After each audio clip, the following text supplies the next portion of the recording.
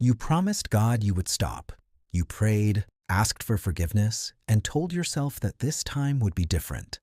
And for a while, you felt stronger. You're focused and determined to leave it behind. But then, slowly, the urge returns. It usually starts small, presenting itself as almost harmless. Before long, that tiny whisper grows loud enough to overpower your resolve, pulling you right back to the exact place you swore you would never visit again. What follows is an incredibly heavy feeling. A crushing wave of disappointment and deep shame settles in right after the promise is broken. In the quiet of that aftermath, a terrifying question echoes in the dark. It is a question believers are afraid to ask out loud. If I really love God, why do I keep doing this? If you have lived this cycle, you are not alone.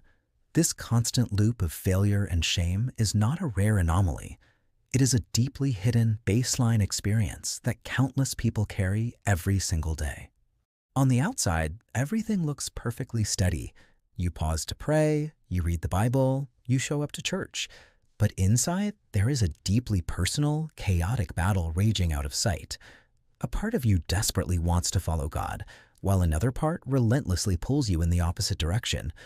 When this repeated failure stretches on for months or years, it breeds two specific fears.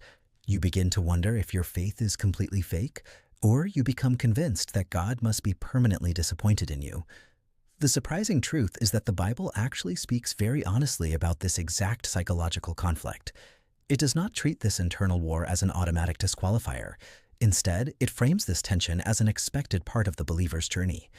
Consider the Apostle Paul. He was one of the most faithful leaders in the early Christian church, authoring a large portion of the New Testament. Yet, he was not an untouchable historical icon. He experienced this exact frustrating contradiction. In his letter to the Romans, Paul writes, "For I do not understand my own actions, for I do not do what I want, but I do the very thing I hate." Because Paul was a spiritually mature, highly committed leader, his admission tells us something crucial. This painful tug-of-war is not exclusive to weak or uncommitted believers.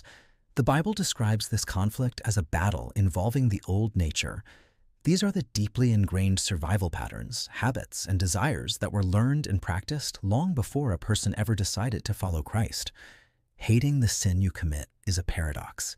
The presence of an internal war does not mean your faith is dying. It proves a new, opposing desire to honor God has been born inside you. Before you cared about following God, indulging in those habits felt entirely natural. This diagram illustrates the mechanics of your newly awakened heart. Your new nature wants to move forward toward God, but your old nature acts as an active counterforce, physically pulling you backward. This active friction makes every step forward feel like a brutal struggle, creating the illusion that hard-earned progress is erased. It is vital to separate temptation from failure. Feeling the violent pull of the old nature is temptation. It is an urge. Experiencing that pull is not the same thing as actually committing a sin.